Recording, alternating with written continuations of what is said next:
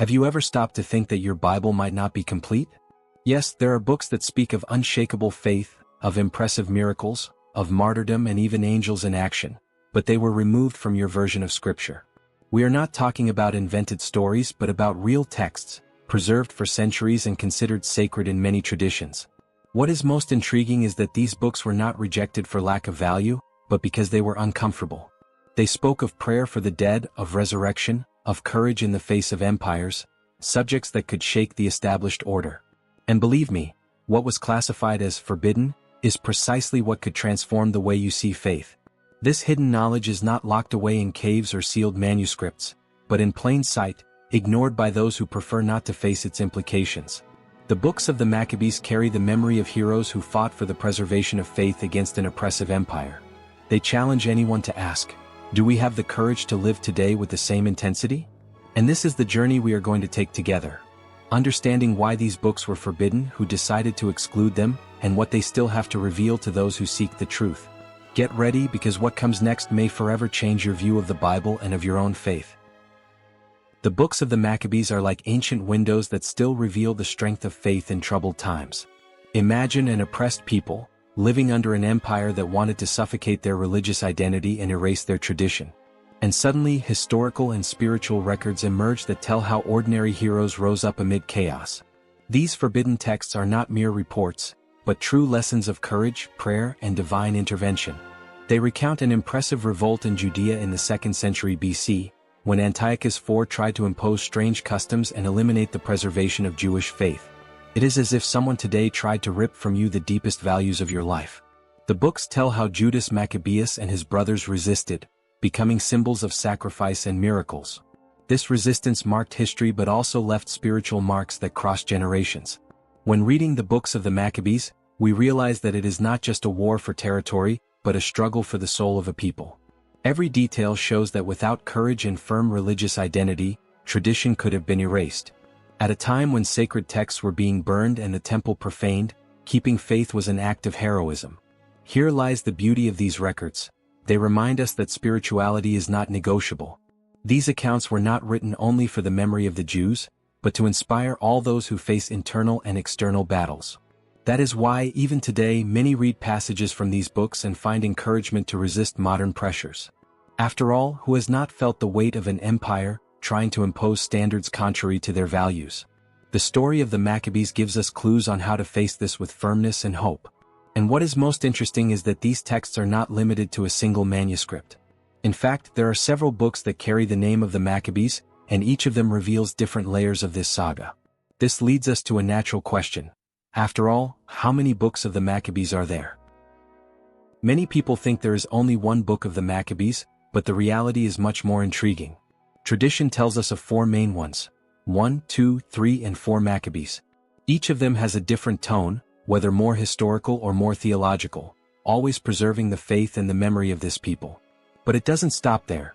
In Egypt and later in the Ethiopian tradition, other texts appeared known as Maccabean, which also carry strong messages of courage and religious identity.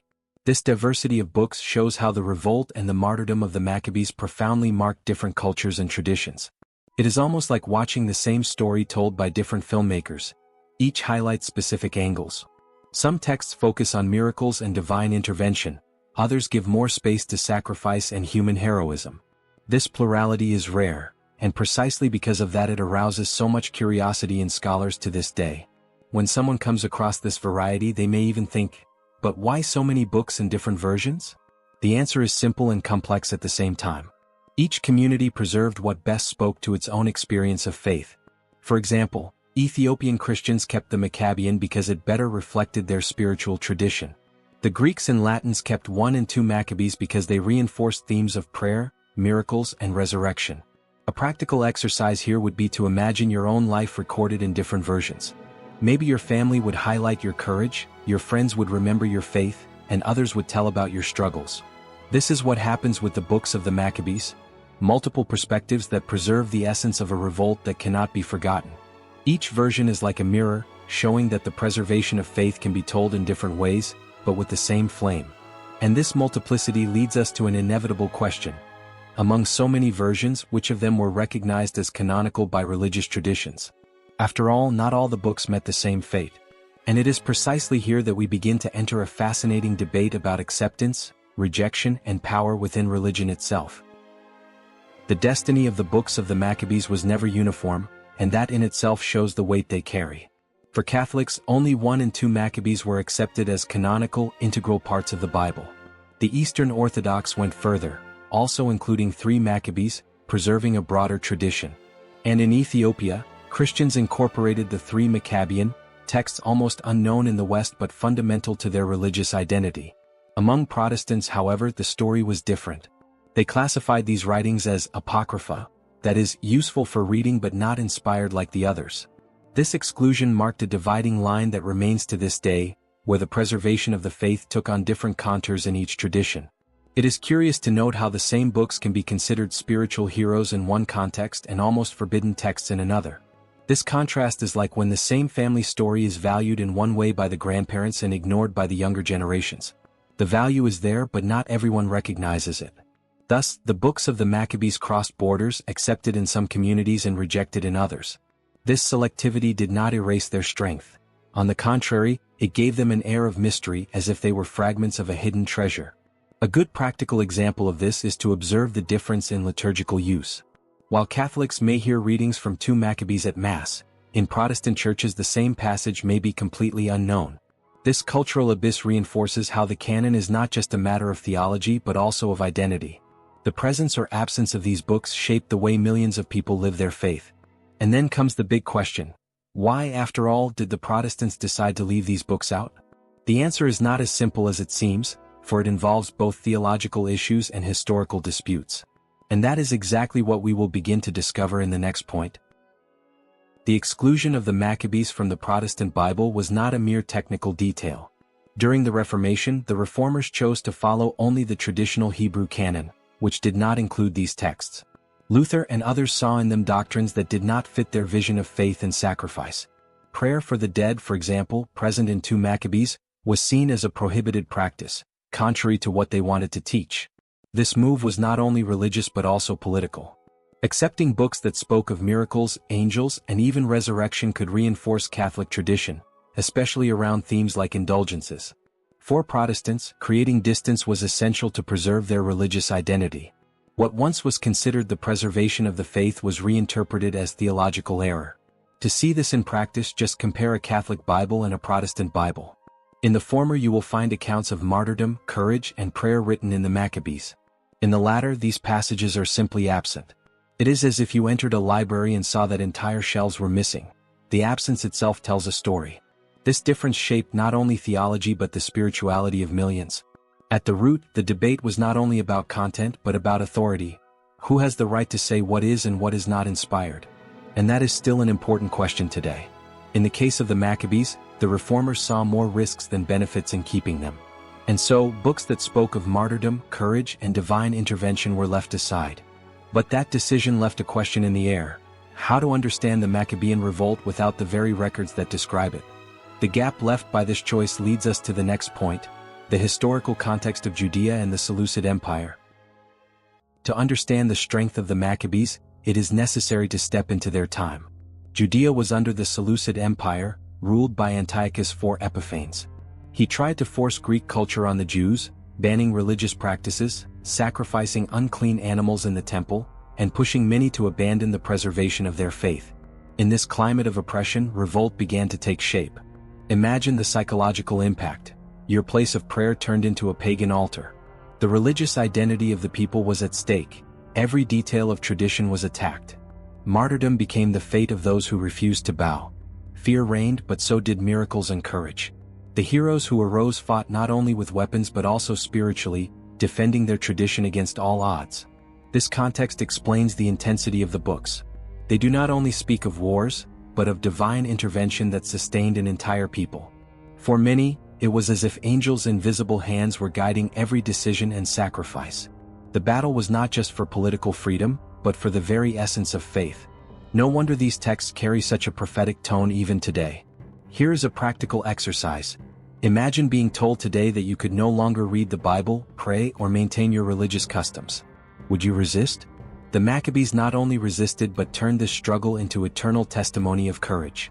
This kind of lesson is not in common history books, but it inspires attitudes today, such as standing firm in the face of social pressures.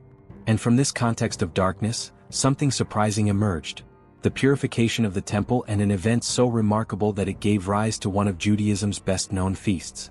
It is time to talk about the miracle of the oil and the Feast of Hanukkah. After so many battles and sacrifices, the Maccabees managed to reclaim the temple in Jerusalem. But there was a problem: the altar had been profaned and needed purification. When they went to light the sacred lampstand, they found only a small amount of pure oil, enough for one day. Then a miracle happened: the oil lasted for 8 days. This became one of the most powerful stories of divine intervention in Jewish tradition. The celebration of this event gave rise to Hanukkah, the Festival of Lights. To this day, Jews all over the world light the menorah for 8 nights to remember this miracle. Each flame is a reminder that faith and religious identity survived even when everything seemed lost. A feast born out of martyrdom and courage became a perpetual symbol of hope. This miracle teaches that even in times of war and oppression, God responded with visible signs. It was not only about winning battles, but about keeping the flame of faith alive in the darkness. The oil that did not end became proof that prayer, tradition, and trust in miracles can sustain an entire people. That lesson remains alive. And practically speaking, Hanukkah inspires us to value the small miracles of everyday life: an unexpected answer in prayer, deliverance from danger, or even the courage to keep going in difficult times. Each flame we light is a way of saying that the true victory is not only in toppling empires, but in keeping the inner light alive. But precisely because these records speak of miracles, martyrdom, and even controversial doctrines, they ended up being considered forbidden knowledge in some traditions. And it is on this idea of forbidden text that we now move forward. When we use the term forbidden knowledge, many imagine something mystical, hidden in secret codes. But in the case of the Maccabees, what was forbidden was not the truth itself, but access to it. These texts were excluded from the official canon in some traditions, even though they carry immense theological and historical value. They are full of lessons about faith, miracles, martyrdom, and courage that echo through the centuries. The term forbidden here has a peculiar meaning. It does not mean that someone locked these books in a vault, but that they were silenced in certain contexts. For many communities, they simply ceased to exist. And so, millions of people grew up never hearing of them. It is as if part of history had been erased, leaving only fragments. But the silence only increased curiosity. It's like when you find an old notebook in your grandparents' house and realize it contains stories no one has told before. That is what the Maccabees represent: a preserved memory that some wanted to hide but that continues to resist. In practice, what is called forbidden often contains the key to strengthening identity and tradition. These books challenge us precisely because they were not afraid to address controversial themes: resurrection, prayer for the dead, martyrdom, and divine intervention. They gave voice to the heroes of the faith at a time when empires tried to impose silence. And it is exactly this type of message that systems of power tend to treat with suspicion. This leads us directly to the next point: how do the Maccabees connect with the Hebrew canon? And why, after all, did the rabbis decide to exclude them? After the destruction of the temple in 70 AD, Jewish leaders began to define clearly which texts would belong to the Hebrew canon. This process gained strength at the famous meeting of Jamnia, around the year 90. At that moment, books written in Hebrew and Aramaic were given priority, while those written in Greek, such as the Maccabees, were set aside. Preserving the faith meant also preserving the sacred language of the people. This choice was not merely linguistic but also cultural and political. The rabbis knew that the Maccabees exalted the Hasmoneans, a priestly political dynasty that not everyone respected.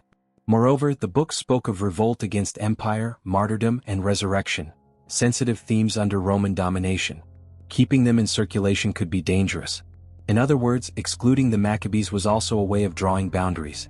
By closing the canon without them, the rabbis reinforced a more controlled memory and avoided encouraging unrest. It was a decision of identity. Hebrew and Aramaic became the guardians of the faith. Greek, the language of the empire, was rejected. A practical example: imagine a nation deciding that only texts in its mother tongue can be part of its constitution. It is not just about words, it is about affirming identity. The same happened here. Excluding the Maccabees was a declaration of independence from foreign influence. But the exclusion in Judaism contrasts with the impact these books had on the early Christian church. And it is exactly this influence that we need to understand next. The first Christians saw in the Maccabees story a mirror of their own struggle. Just as the Jews faced persecution and martyrdom to preserve the faith, so too the disciples of Jesus faced oppression under Rome.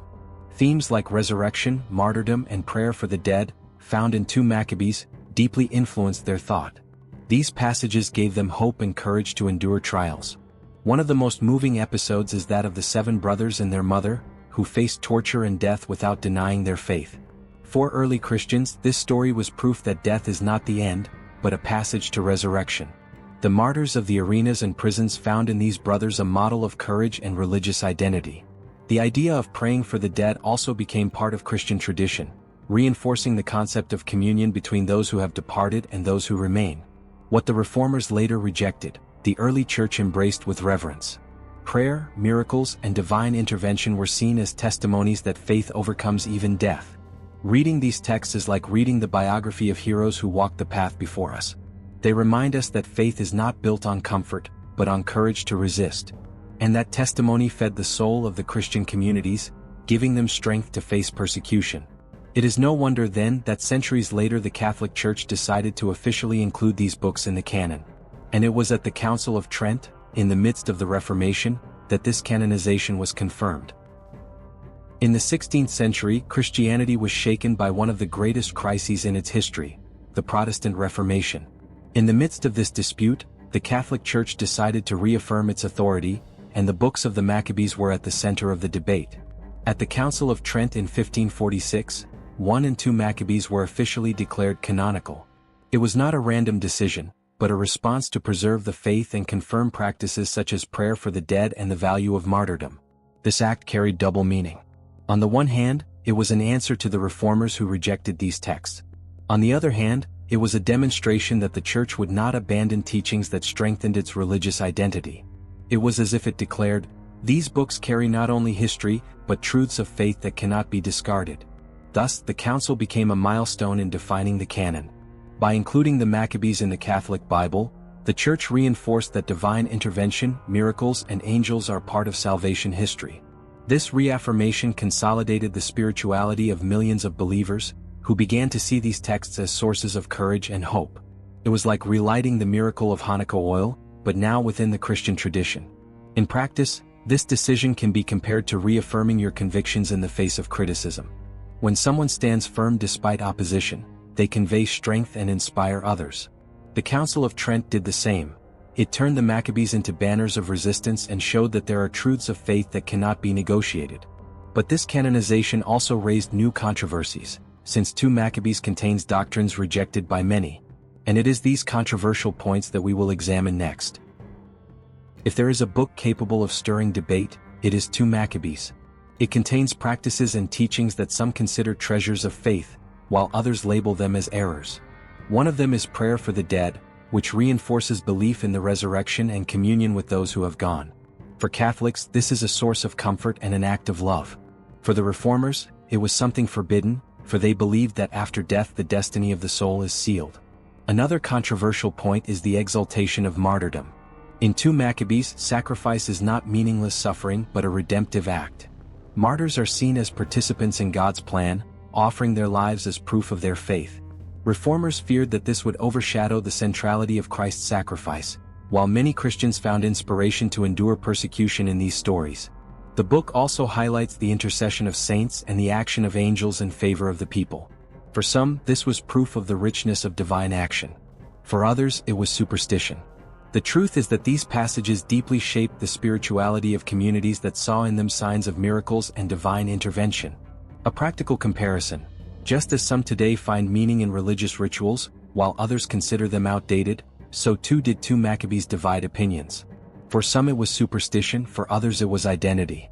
This tension reveals that the human heart always seeks a balance between reason and devotion.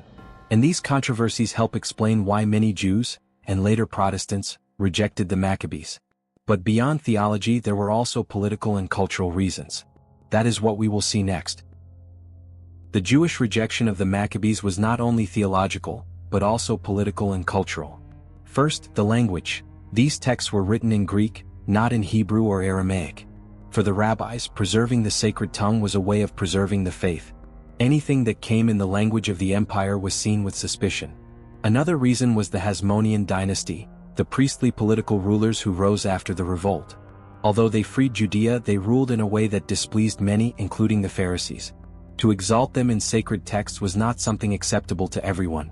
Therefore, the Maccabees were seen as biased works, favorable to a group rejected by many.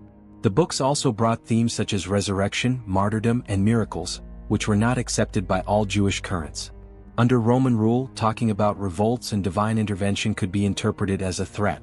To exclude the Maccabees was, therefore, a survival strategy. Better to silence than to provoke reprisals. Imagine living under a regime of censorship, where every word can be used against you. What would you publish? Probably only what would not cause problems. That is what happened here. By rejecting the Maccabees, the leaders tried to protect the people from greater risks. Ironically, this only made the text seem even more forbidden. And it was precisely because they were rejected in one context that they gained space in another, especially among Christians. By comparing 1 and 2 Maccabees, we see how each one carries a different emphasis, and that is what we are going to examine next. Although they bear the same name, 1 and 2 Maccabees are very different works. The first is more historical, almost like a chronicle. It recounts events in order, describing battles, the leadership of Judas Maccabeus, and the struggle against the empire. It is a record of courage, sacrifice, and the preservation of faith in the face of oppression. 2 Maccabees, on the other hand, has a more theological character. Instead of focusing on chronology, it highlights the meaning of events.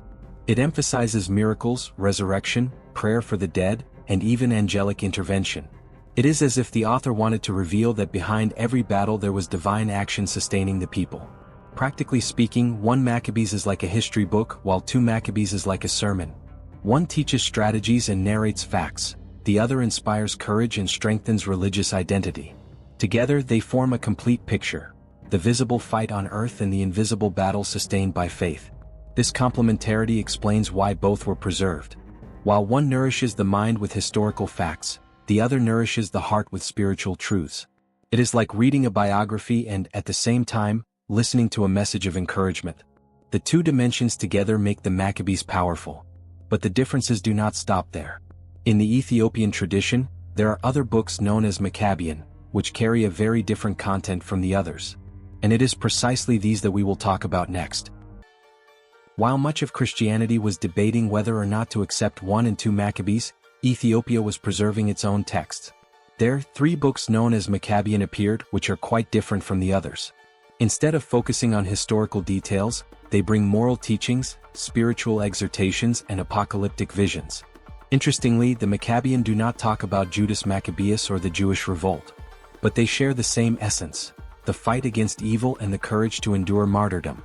They describe divine intervention in different contexts, but always with the same central message: resist, no matter what the empire of darkness may impose.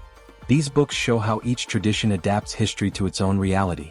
While the Jews of Judea drew strength from the battles against Antiochus, Ethiopian Christians were inspired by the warnings and exhortations of the Maccabean. It is as if the flame of the Maccabees had taken on new forms, adapted to African soil, but always keeping the light of faith alive. One of the most moving accounts in 2 Maccabees is that of the 7 brothers who, together with their mother, faced death rather than betray their faith. Their courage became a symbol of perseverance, identity, and trust in the resurrection. Few passages speak so strongly about the cost of preserving religious identity. For them, martyrdom was not defeat, but a sacrifice that gave glory to God. Every wound became testimony, every drop of blood became prayer. The mother encouraging her children until the end is one of the most powerful portraits of faith in all of antiquity. It was this type of story that inspired generations to resist persecution. This vision of martyrdom as redemptive sacrifice influenced Christianity. The first Christians, when faced with arenas, prisons, and crosses, remembered the Maccabean brothers. They saw in them proof that faith survives empires and that death is not the end, but the gateway to resurrection. In practice, this teaches that our faith is tested in small and large sacrifices. It may not be martyrdom by the sword, but the courage to resist temptations, to maintain prayer, and to live with integrity. Martyrdom in the Maccabees shows that the preservation of faith always requires courage. And these examples were preserved precisely because the texts of the Maccabees were kept in the Septuagint, the Greek translation of the Old Testament. And that is our next point. The books of the Maccabees survived because they were included in the Septuagint, the Greek translation of the Old Testament produced in Egypt. For Jews who no longer spoke Hebrew fluently, it was essential to have access to the scriptures in Greek. And in this translation, the accounts of the Maccabees were preserved, even after being rejected by the Hebrew canon. Thus, while Judaism officially distanced itself from the texts, Greek-speaking Christians embraced them. The early church used the Septuagint as its Bible, which meant that the Maccabees entered Christian tradition with full strength. For this reason, themes such as martyrdom, miracles, resurrection, and angelic intervention became familiar to Christians from the beginning. The inclusion of these books in the Septuagint ensured that the testimony of faith would not be silenced. What could have been forgotten in Hebrew tradition became a source of inspiration for the church. This shows how the hand of history also works as a divine intervention, ensuring that the message is never lost. In practice, this proves that translation has the power to save or erase memory. Without the Septuagint, the Maccabees might have remained hidden. With it, they became a treasure for millions. And so, once again we see how God preserves what is essential for faith. And the influence of the Maccabees reached even further, to the point that in the Middle Ages they were seen as true models of Christian heroism. During the Middle Ages, the Maccabees gained an unexpected role. They were recognized as holy warriors. They were placed alongside biblical and historical heroes as examples of courage, loyalty, and faith. Known as part of the Nine Worthies, they inspired knights and leaders who saw in them the perfect combination of military strength and spiritual devotion. Their memory was not limited to churches. In literature, art, and popular culture, the Maccabees were remembered as symbols of resistance. Their sacrifice became a mirror for societies that also faced conflicts and sought inspiration in the past. For many, the name Maccabees was synonymous with unshakable courage. This elevation shows how much their story crossed borders. They were no longer just part of Jewish or Christian tradition, but of a broader culture that admired their values. In them, the preservation of faith became a universal lesson. And their example as heroes still invites us to ask, what does it mean to be a holy warrior today? Perhaps it is not about swords and shields, but about courage to preserve prayer, tradition, and integrity in times of trial. The Maccabees remind us that true heroism is spiritual. But one of the biggest barriers to their acceptance, both by Jews and Protestants, was the language in which they were written. And it is on this problem that we will focus now. One of the main reasons for the rejection of the Maccabees by Jews and Protestants was the language in which they were written. Unlike most sacred texts which were in Hebrew or Aramaic, these books were written in Greek. For the rabbis, this was enough to question their legitimacy. Preserving the faith also meant preserving the original language of the tradition. Greek was the language of empire, of foreign dominion, and it carried a cultural identity that was not welcomed by all. Reading sacred texts in Greek was, for many, a sign of contamination. Because of this, the Maccabees were seen as strangers within their own home, like hidden texts that did not belong to the heart of Jewish tradition. This issue went beyond linguistics. It touched the very core of religious identity. When a community chooses which language to use for its faith, it is also deciding how it wants to be remembered. Rejecting the Maccabees, therefore, was also a way of protecting tradition from external influence. A practical example: even today some communities insist on praying only in their mother tongue, because they believe that the translation loses the essence. Others accept translations as long as the meaning is preserved. The Maccabees ended up in the middle of this tension, accepted by some, rejected by others. And it was exactly this rejection that gave Protestants an argument centuries later to also exclude the Maccabees from their canon. And it is this use of exclusion that we are going to analyze next. During the Reformation, the Protestants found in the linguistic and theological arguments the perfect justification to exclude the books of the Maccabees. Luther, for example, admitted that they were useful to read but not inspired. Thus, they were placed in the category of Apocrypha. This marked Protestant identity and drew a clear dividing line with Catholicism. By rejecting 1 and 2 Maccabees, the Reformers were also rejecting doctrines such as prayer for the dead and the redemptive value of martyrdom. These practices, present in Catholic tradition, were seen as contrary to the faith they sought to restore. For this reason, the books became controversial and, in many Protestant circles, practically forbidden. But this move was not only theological, it was also strategic. By excluding the Maccabees, the Reformers reinforced their authority over what could or could not be read. It was a way of consolidating leadership in a moment of crisis and division. In other words, cutting these texts was also an act of power. In practice, this created two different religious experiences. While Catholics continued to hear in their liturgies the stories of courage and miracles of the Maccabees, many Protestants never even had contact with them. What was remembered by some was forgotten by others. And behind this decision, there may also have been political motives. After all, the history of armed resistance against empires was not exactly convenient for those who preached submission to authority. And it is on this point that we will now reflect. In addition to linguistic and theological reasons, there are those who argue that the exclusion of the Maccabees had political motivations. Think about it. These books narrate revolts, heroes who resist an empire, and martyrs who do not fear authorities. For rulers, whether Jewish under Roman control or Christians trying to maintain order, such a message could be considered dangerous. For Jews living under Roman rule, highlighting stories of rebellion could provoke reprisals. Better to silence them than to risk new revolts. For Christians who preached submission to authorities, the Maccabees could serve as a justification for uprisings. And a book that inspires courage against governments is never convenient for those in power. The reformers may also have seen problems in keeping these books circulating. Accepting them meant leaving open a space for interpretations that could encourage resistance. Excluding them meant reinforcing control, shaping a more safe and politically stable message. This shows us that canon formation was never a neutral decision. Choosing which books remained was also choosing which ideas should have a voice and which should be silenced. In the case of the Maccabees, it may have been easier to erase them than to face the revolutionary message they carried. And having gone through all these aspects, historical, theological, cultural, and political, we now arrive at the end of our journey through the books of the Maccabees. But before closing, let's reflect on what this means for us today. Now that you have discovered the truth behind the books of the Maccabees, the question is, what are you going to do with this knowledge? It is useless to learn about faith, sacrifice, miracles, and martyrdom if this does not generate new attitudes in you. These books show that preserving faith requires courage, constant prayer, and a firm identity in the face of the world's pressures. If today you had to choose between keeping silent or defending your faith, what would you do? Would you have the same boldness as the heroes who faced empires and did not deny their convictions? This reflection is not just historical, it is profoundly practical. Every day we are challenged to live like modern Maccabees, keeping the flame alive even when the system tries to extinguish it. Do not think that these texts are just ancient memories. They are invitations for you to look at your own life and recognize the empires that try to dominate your mind and heart. Each decision can be an act of spiritual resistance. Resurrection, divine intervention, and hope are not distant theories, but truths capable of renewing your faith today. That is why you should not keep this knowledge only for yourself. Allow it to transform your prayer, your courage, and your vision of the future. Ask yourself, what needs to change in my life after what I have learned here? Where have I allowed tradition to fade within me? The answers may be the first step toward a braver and more purposeful life. And if this content awakens something in you, be sure to subscribe to the channel and activate notifications.